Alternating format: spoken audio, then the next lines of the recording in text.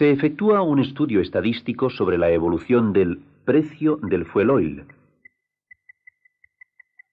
entre los años 1974 a 1980, en miles de pesetas la tonelada. Después de ordenar los datos recogidos, se han representado en este gráfico. Observando la figura se puede deducir en qué año fue mayor el precio. Esto quiere decir que los objetivos de la representación gráfica de los datos son una comprensión mejor de los resultados obtenidos, facilitar el análisis de los mismos y otros objetivos que nos podemos plantear. Aquí radica la importancia de la representación gráfica de datos.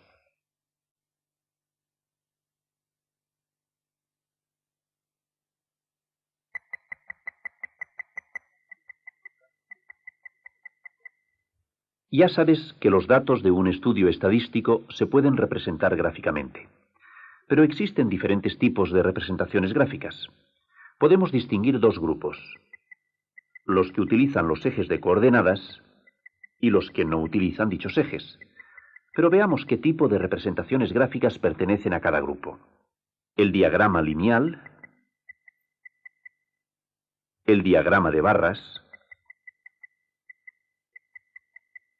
el histograma y el polígono de frecuencias pertenecen al grupo de las que utilizan ejes de coordenadas. El diagrama de sectores, el diagrama de puntos y el pictograma pertenecen al segundo grupo, a los que no utilizan los ejes de coordenadas. Poco a poco iremos estudiando cada uno de ellos.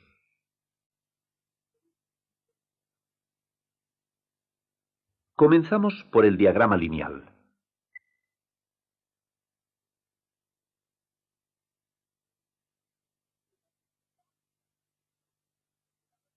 Observa que el diagrama lineal utiliza los ejes de coordenadas para su representación. Analicemos más detenidamente cómo es un diagrama lineal.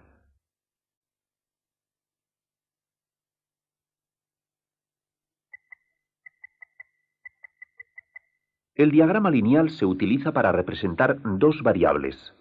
Ya sabes que las variables estadísticas son los caracteres de los elementos que son utilizados para realizar un determinado estudio estadístico. Las variables que representa el diagrama lineal son la variable independiente y la variable dependiente de la anterior. Generalmente la variable independiente es el tiempo. Se hace un estudio sobre la temperatura en una ciudad. Para ello se anotan las temperaturas cada 4 horas. A las 4, 5 grados. A las 8, 8 grados. A las 12, 16 grados.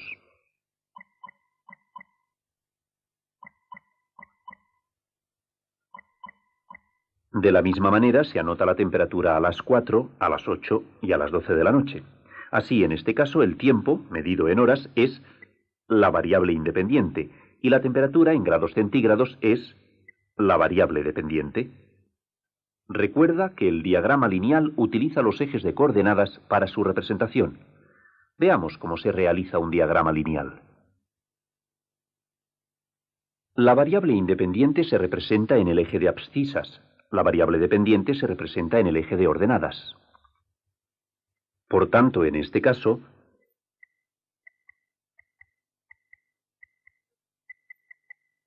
el tiempo en horas se representa en el eje de abscisas, ya que es la variable independiente. En cambio, la temperatura, en grados centígrados, en el eje de ordenadas, pues es la variable dependiente. Observa que en el origen de coordenadas se hace coincidir el cero de las escalas gráficas utilizadas en cada variable. El siguiente paso consiste en representar los puntos obtenidos. El punto 4, 5. El punto 8, 8. De igual manera se señalan los restantes puntos en el gráfico. Observa que las escalas escogidas para cada variable no son iguales. Para completar el diagrama lineal, lo que se hace es unir los distintos puntos mediante segmentos. De esta manera ya está representado en un diagrama lineal la variación de la temperatura. No olvides esta gráfica, más adelante volveremos a trabajar con ella.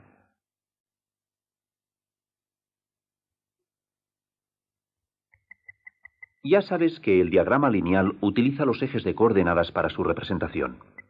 En el eje de abscisas se sitúa la variable independiente, que generalmente es el tiempo. En el eje de ordenadas se sitúa la variable dependiente. Es importante determinar correctamente las escalas gráficas a utilizar para cada una de las variables. Al construir estas escalas se hace coincidir el cero con el origen de coordenadas. Por tanto, veamos si son correctos estos dos diagramas lineales. La figura 1 representa correctamente las escalas gráficas. En efecto, la figura 1 es correcta ya que el 0 coincide con el origen de coordenadas. ¿Y la figura 2 es correcta? No es correcta, ya que el origen de coordenadas no coincide con el 0. Fíjate bien, para que sea correcta la representación gráfica ha de coincidir el 0 con el origen de coordenadas.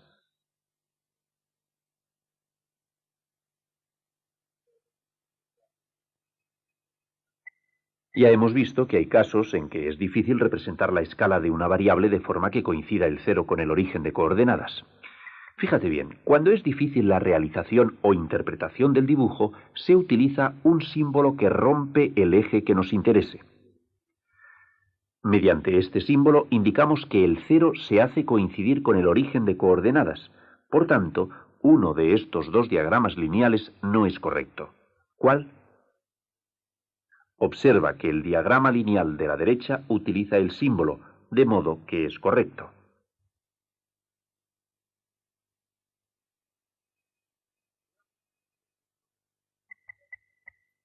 Veamos otro ejemplo de representación gráfica mediante el diagrama lineal. En un estudio estadístico sobre el porcentaje de población activa en la industria durante un periodo de 3 años, se han obtenido los datos que aparecen en la tabla.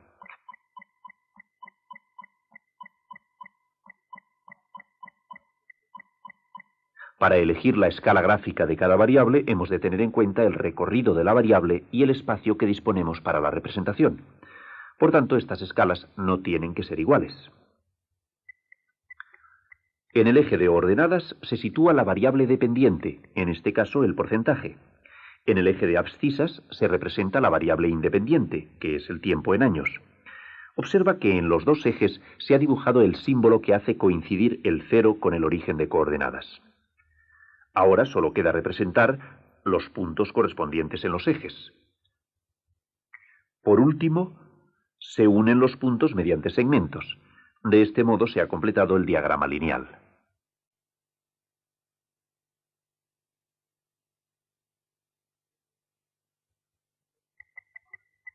¿Recuerdas el ejemplo de las temperaturas? Ahora representaremos un caso similar. Mediremos cada 4 horas la temperatura ambiente en otra ciudad más fría. Esto quiere decir que sus temperaturas son más bajas. Una vez anotados los datos, vamos a representarlos en un diagrama lineal. Para ello necesitamos los ejes de coordenadas. Observa con atención los datos de las temperaturas. En ellos hay uno que es un valor negativo. La variable dependiente es la temperatura, por lo que se representa en el eje de ordenadas. Como necesitamos valores negativos, se alarga el eje de ordenadas. Así utilizaremos para la representación gráfica el primer y el tercer cuadrante. Es el momento de elegir las escalas para cada una de las variables y colocarlas en los ejes.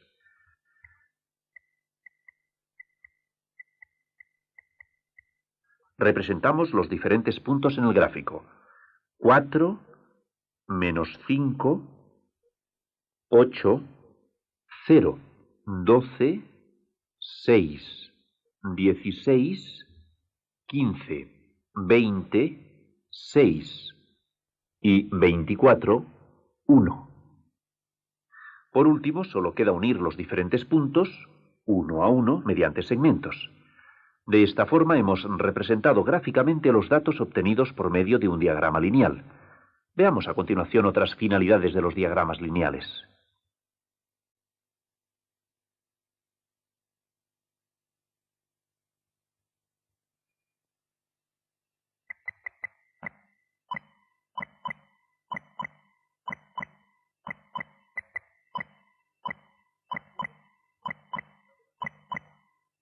Anteriormente hemos representado la temperatura ambiente de dos ciudades diferentes. De la primera de ellas conocíamos los datos que aparecen en esta tabla. Con ellos podemos obtener el diagrama lineal.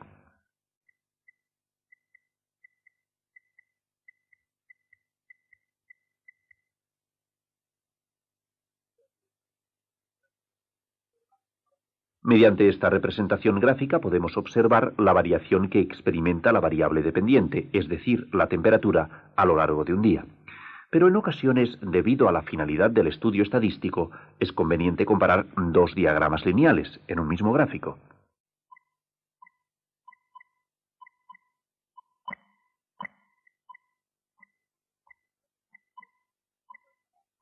Recordemos los datos referidos a la segunda ciudad para así poder representarlos en este gráfico.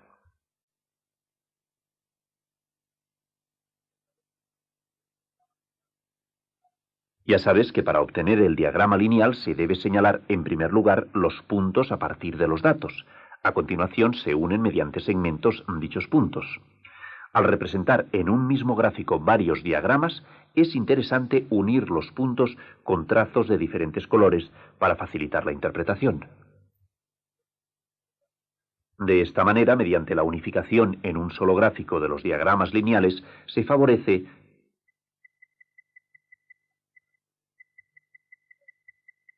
la comparación de temperaturas de las dos ciudades. En otro estudio estadístico nos interesará comparar otras variables. Fíjate bien, la unificación en un solo gráfico de varios diagramas lineales favorece la comparación de variables estadísticas.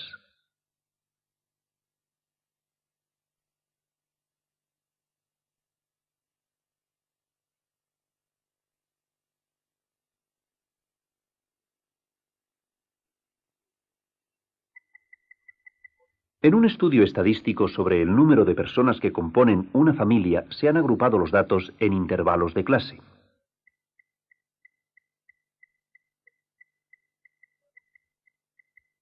Los límites de estos intervalos son los que aparecen en esta tabla.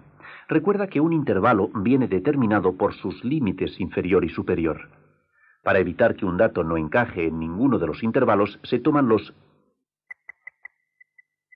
límites exactos del intervalo, de forma que se hace coincidir el límite exacto inferior de un intervalo con el límite exacto superior del anterior, de manera que no haya un salto. Así, el intervalo se define por sus límites exactos inferior y superior. Nos falta determinar la marca de clase del intervalo y la frecuencia absoluta de cada intervalo. Recuerda que la marca de clase es el punto medio de un intervalo. A efectos de cálculos, se sustituyen todos los valores de un intervalo por el valor de su marca de clase. La frecuencia absoluta de un intervalo es el número de datos observados que pertenecen a dicho intervalo. Fíjate bien, cuando los valores de la variable independiente se reagrupen en intervalos de clase, se debe tener en cuenta que se toman como valores de la variable independiente las marcas de clase de cada intervalo, y como valores de la variable dependiente la frecuencia absoluta correspondiente a cada intervalo. A continuación realizamos el diagrama lineal de la manera que ya hemos aprendido. Se dibujan los ejes de coordenadas y en ellos se determinan las escalas gráficas para cada una de las variables. En el eje de abscisas se representa la variable independiente, es decir, las marcas de clase del intervalo. Y en el eje de ordenadas se representa la variable dependiente, es decir, la frecuencia absoluta. A continuación se señalan los puntos correspondientes en la gráfica. Por último, se unen mediante segmentos los puntos. De esta forma queda terminado el diagrama lineal de este estudio.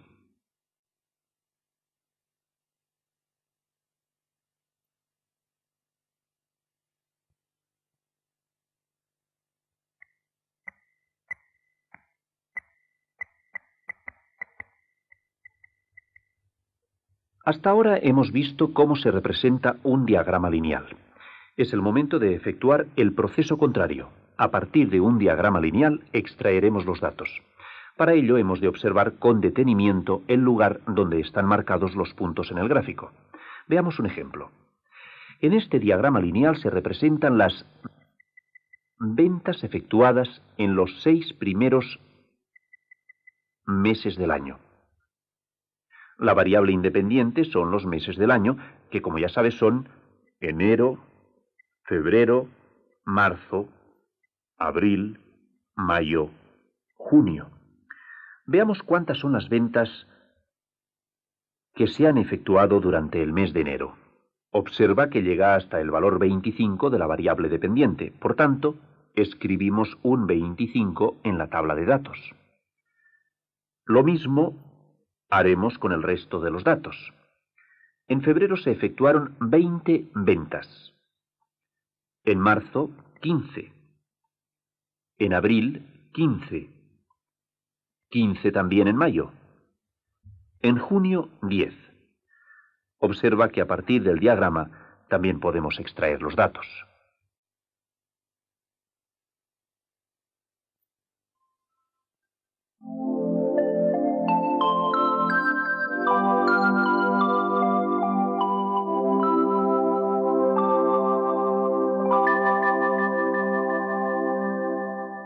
Las representaciones gráficas facilitan la interpretación de los datos estadísticos y su análisis. Se distinguen dos grupos dentro de las representaciones gráficas, las que utilizan los ejes de coordenadas y las que no los utilizan. El diagrama lineal utiliza los ejes de coordenadas. En él se representan dos variables, la independiente y la dependiente. Los datos pueden estar agrupados en intervalos de clase. Se toma como variable independiente las marcas de clase y como variable dependiente la frecuencia absoluta de cada intervalo.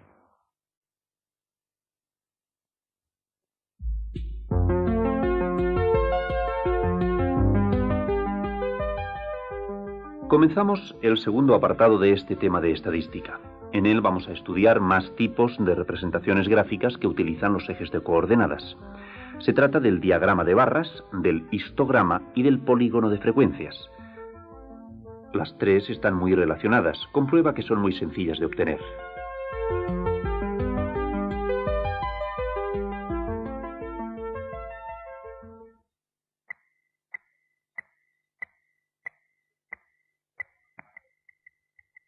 Ya sabes que el diagrama de barras utiliza los ejes de coordenadas para su representación.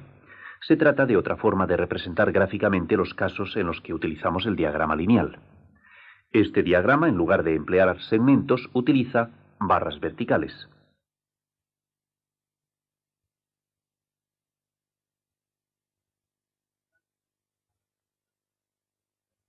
La anchura de estas barras es la misma dentro de un gráfico, pero no tiene ningún significado. Se debe tomar de forma que quede un espacio entre las distintas barras. Fíjate bien, la altura de cada barra es el valor que toma la variable dependiente.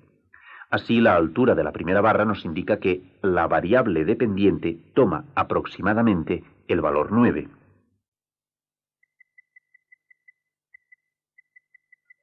Observa que el proceso de construcción del diagrama de barras es muy similar al del diagrama lineal. Veamos más ejemplos.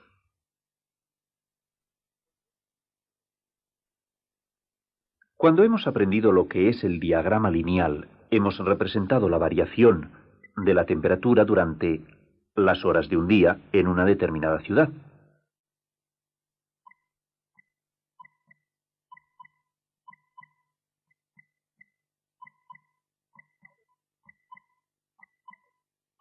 Ahora vamos a representar un ejemplo similar a este, no solo con un diagrama lineal, sino también mediante un diagrama de barras.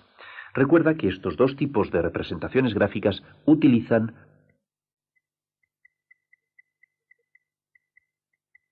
los ejes de coordenadas. Comenzaremos por el diagrama lineal. Para ello iremos señalando los datos en el gráfico por medio de una cruz, es decir, señalando los puntos. A continuación, se unen estos puntos de forma ordenada mediante segmentos. Este es el diagrama lineal que representa las temperaturas. Ahora vamos a representar estos mismos datos por medio del diagrama de barras. Para ello se dibujan barras verticales de forma que su altura nos indique el valor que toma la variable dependiente, en este caso la temperatura. Recuerda que la anchura de las barras es igual para todas, de forma que quede espacio entre una y otra. Fíjate bien, el diagrama de barras y el diagrama lineal representan gráficamente los mismos casos.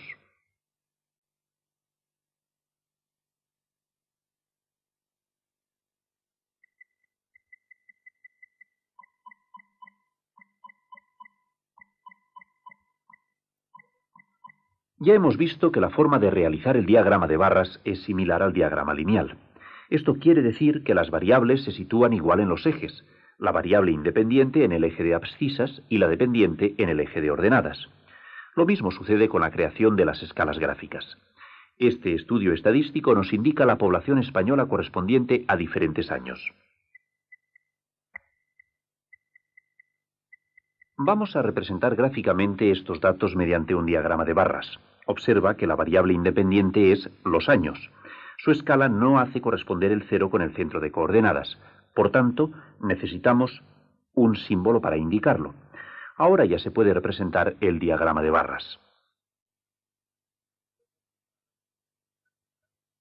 Recuerda que las barras deben quedar separadas y su altura nos indica el valor que toma la variable dependiente.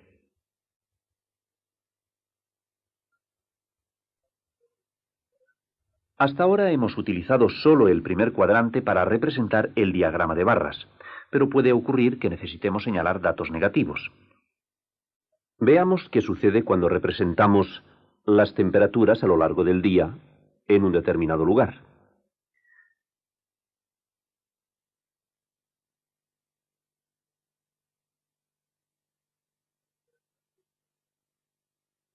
Estas temperaturas pueden ser negativas. Nos encontramos ante un ejemplo en el que los datos son negativos.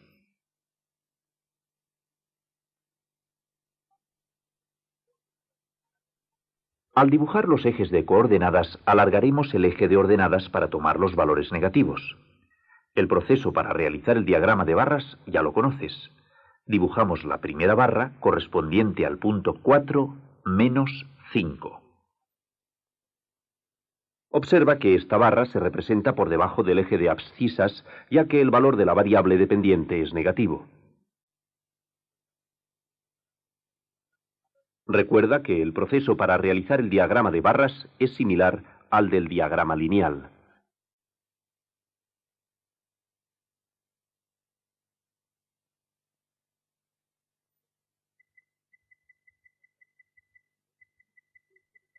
Ya sabes que existen dos grupos dentro de las representaciones gráficas. Uno es el de las que no utilizan los ejes de coordenadas. El otro grupo, las que utilizan los ejes de coordenadas, es el que hemos estudiado. Hasta el momento conoces el diagrama lineal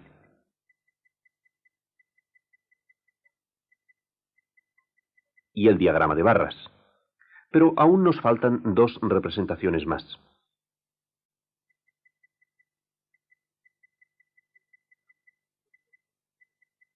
El histograma y el polígono de frecuencias. A continuación veremos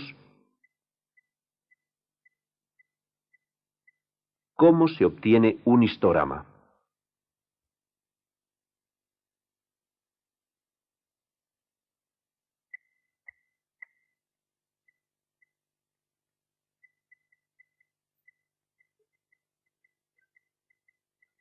El histograma es un gráfico que se utiliza generalmente cuando los valores de la variable se encuentran agrupados en intervalos de clase.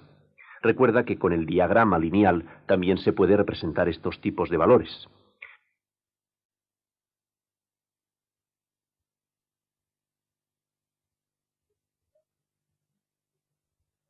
El histograma es una representación gráfica formada por rectángulos que tienen sus bases sobre el eje de abscisas y su superficie, la de cada rectángulo, es proporcional a las frecuencias absolutas.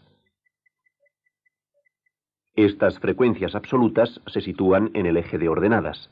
En el eje de abscisas se sitúan los intervalos de clase. Cada rectángulo del histograma tendrá como base el tamaño del intervalo y como altura la frecuencia absoluta del intervalo. Veamos a continuación un ejemplo para aclarar las ideas.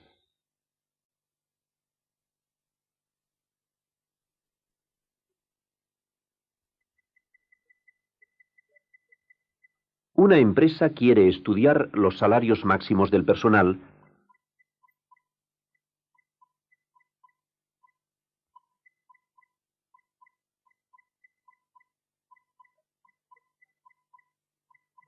clasificado por escala, es decir, desde los principiantes hasta los técnicos. Por tanto, los datos obtenidos están agrupados en intervalos de clase definidos por sus límites exactos. En este caso, los datos se dan en miles de pesetas por comodidad. Veamos cómo se puede representar gráficamente.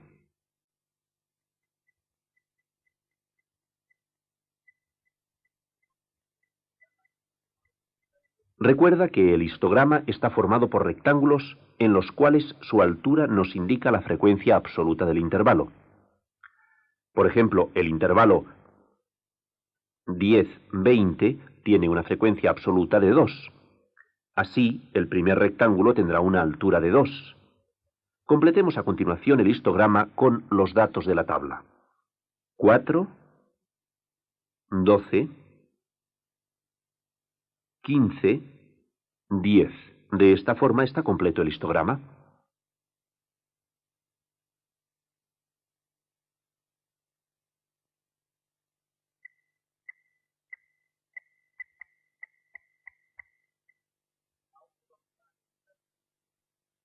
Ahora vamos a analizar un histograma. Gracias a él conseguimos las consecuencias sobre los datos obtenidos. Este histograma representa gráficamente los resultados de unos exámenes. Gracias a este gráfico podemos observar cuál es el nivel de esta clase. Fíjate bien, ¿cuántos alumnos han aprobado el examen? Contaremos los aprobados a partir de una puntuación de 4. Observa los intervalos 4, 6, 6, 8 y 8, 10. En total, 16 alumnos han superado el examen. ¿Cuántos no han superado la puntuación 2? 4 alumnos no han superado la nota 2 en este examen. Por último, ¿cuántos alumnos han suspendido? 11 alumnos han suspendido, es decir, no han superado la puntuación 4.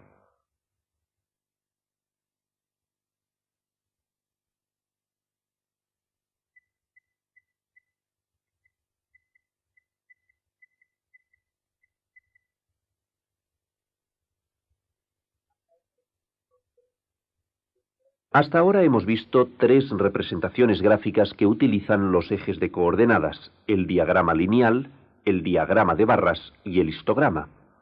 Observa este gráfico. Se trata de un histograma.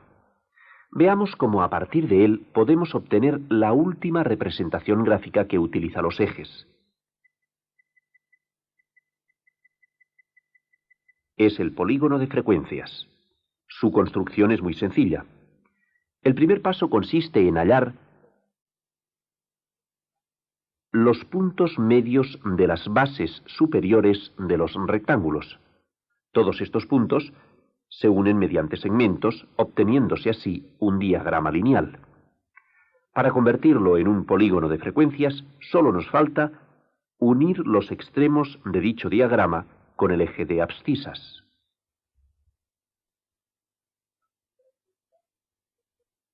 La figura obtenida es un polígono de frecuencias. La superficie de este polígono está delimitada por el eje de abscisas y el diagrama lineal cerrado sobre dicho eje.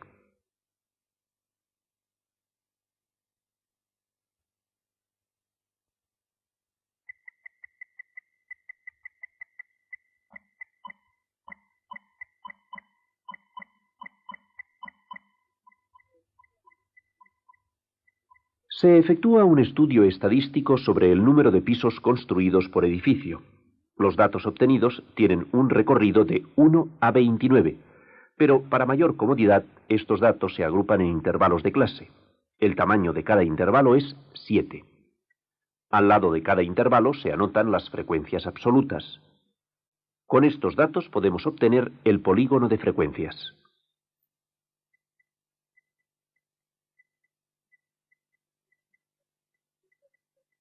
Recuerda que esta representación gráfica utiliza los ejes de coordenadas. En el eje de abscisas se sitúa la variable independiente. En el de ordenadas se representa la variable dependiente. El siguiente paso consiste en representar un histograma con los datos. La altura de los rectángulos nos indica los valores que toma la variable dependiente. A continuación, se señalan los puntos medios de las bases superiores de los rectángulos. Se unen mediante segmentos. De esta manera hemos obtenido el diagrama lineal. Por último, hemos de unir los extremos de este diagrama con el eje de abscisas. Para ello, construimos dos intervalos, uno al principio y otro al final. Se unen los extremos del diagrama al punto medio de los intervalos creados, cuya frecuencia absoluta es 0.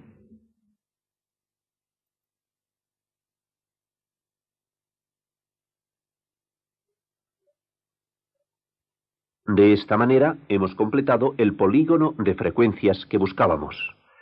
Observa que su superficie está delimitada por el eje de abscisas y el diagrama lineal cerrado sobre dicho eje.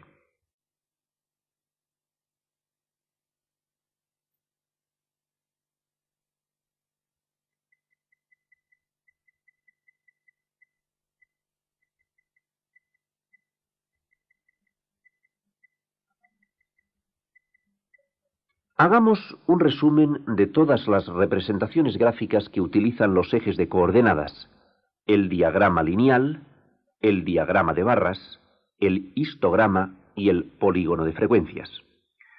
Para ello tomamos los datos de un estudio estadístico. Obtenemos una tabla en la que aparezcan los límites exactos de los intervalos, su marca de clase y sus frecuencias absolutas. Comencemos por dibujar los ejes de coordenadas.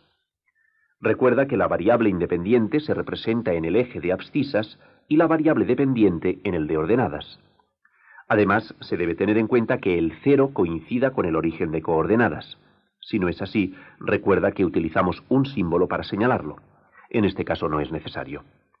Para representar el diagrama lineal, hemos de fijarnos en las marcas de clase y la frecuencia absoluta.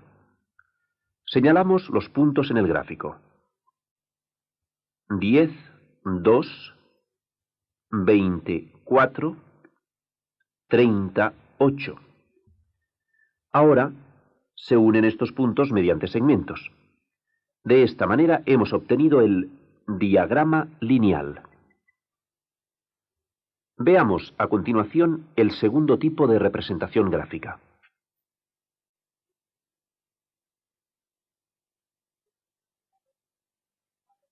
El diagrama de barras utiliza barras verticales.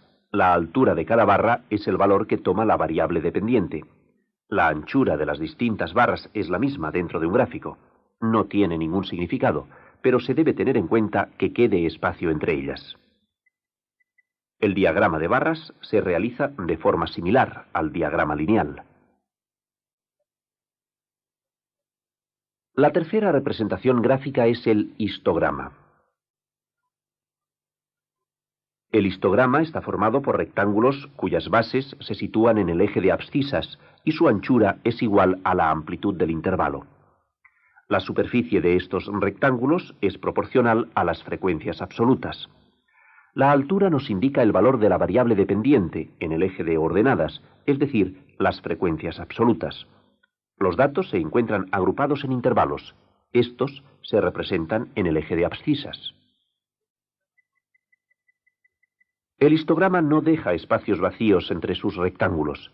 En eso se diferencia del diagrama de barras. El polígono de frecuencias se obtiene a partir del histograma. Se señalan los puntos medios de las bases superiores de los rectángulos y se unen mediante segmentos. Así se obtiene un diagrama lineal. Para convertirlo en polígono de frecuencias es necesario unir los extremos de dicho diagrama con el eje de abscisas. La superficie del polígono de frecuencias está delimitada por el eje de abscisas y el diagrama lineal cerrado sobre dicho eje. El polígono de frecuencias se puede realizar directamente tomando sobre el eje de abscisas las marcas de clase y sobre el eje de ordenadas las frecuencias absolutas. Observa que a partir de unos mismos datos hemos obtenido 4 representaciones.